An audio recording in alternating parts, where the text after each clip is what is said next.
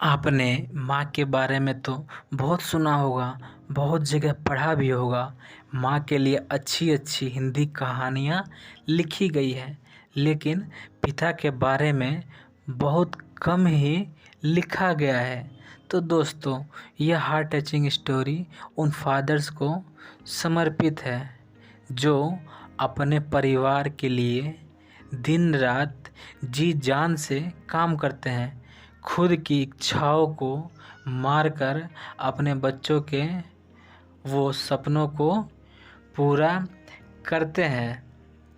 यह स्टोरी शुरू होती है जब मैं घर से गुस्से में बड़बड़ाते हुए निकल आया था और बस स्टैंड की तरफ आगे बढ़ने लगा।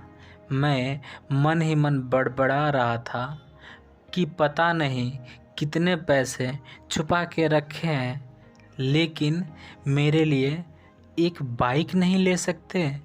अब मैं यहाँ से चला जाऊँगा और तब तक वापस नहीं आऊँगा जब तक मैं खुद के पैसों से अपने लिए एक बाइक नहीं खरीद लेता।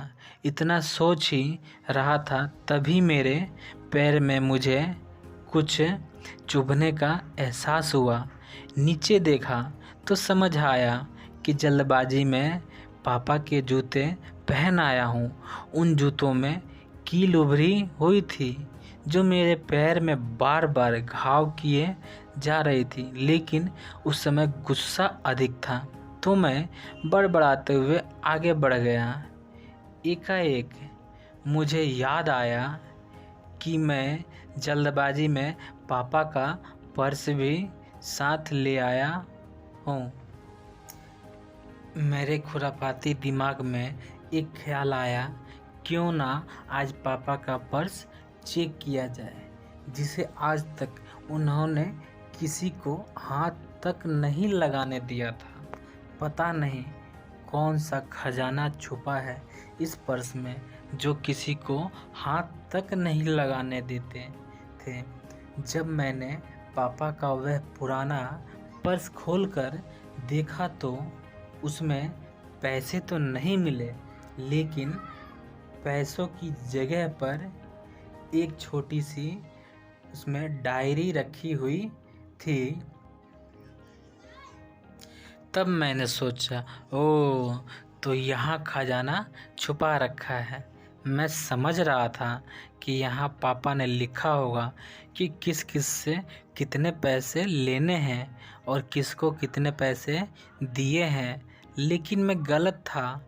जब मैंने उस छोटी सी डायरी का पहला पेज खोलकर देखा तो वहाँ पर जो लिखा था वह थोड़ा सीरियस कर देने वाला था। डायरी में जो लिखा था उसे पढ़ने के बाद मेरे चेहरे पर जो एक्सप्रेशन थे वे अब गायब हो चुके थे, क्योंकि डायरी में वैसा कुछ नहीं था जैसा मैं सोच रहा था। वहाँ पर उन पैसों का हिसाब लिखा था जो अलग अलग कामों के लिए अलग अलग लोगों से उधार लिए गए थे। उस लिस्ट में कंप्यूटर के नाम पर भी पैसे लिए गए थे।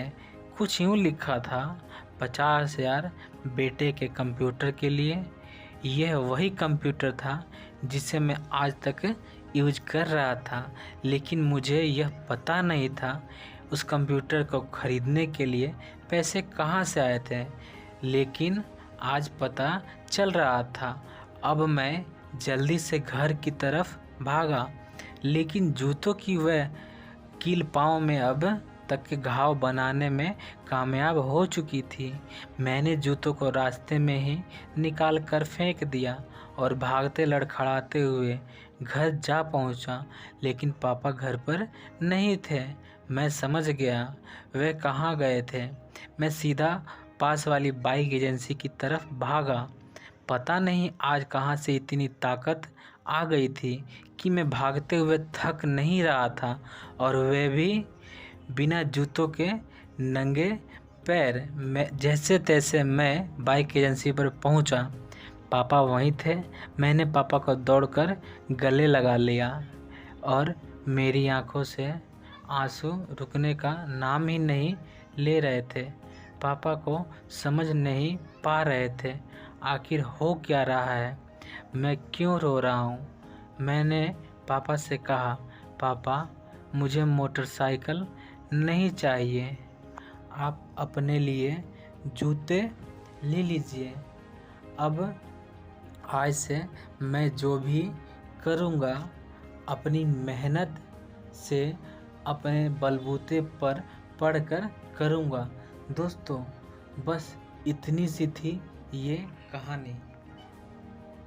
यह हार्ट टचिंग स्टोरी लिखते हुए आज मेरी भी आंखें नम हुई है।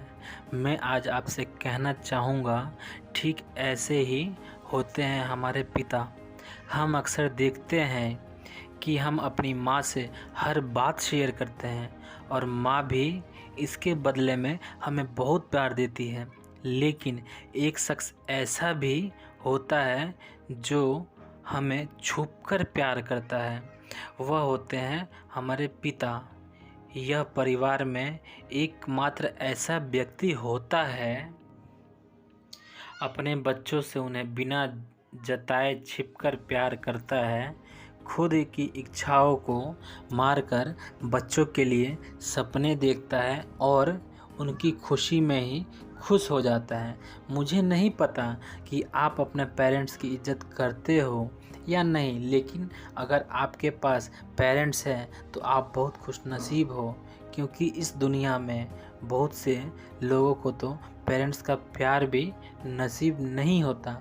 अंत में मैं यही कहना चाहूँगा कि माँ बाप की भावनाओं का सम्मान करें।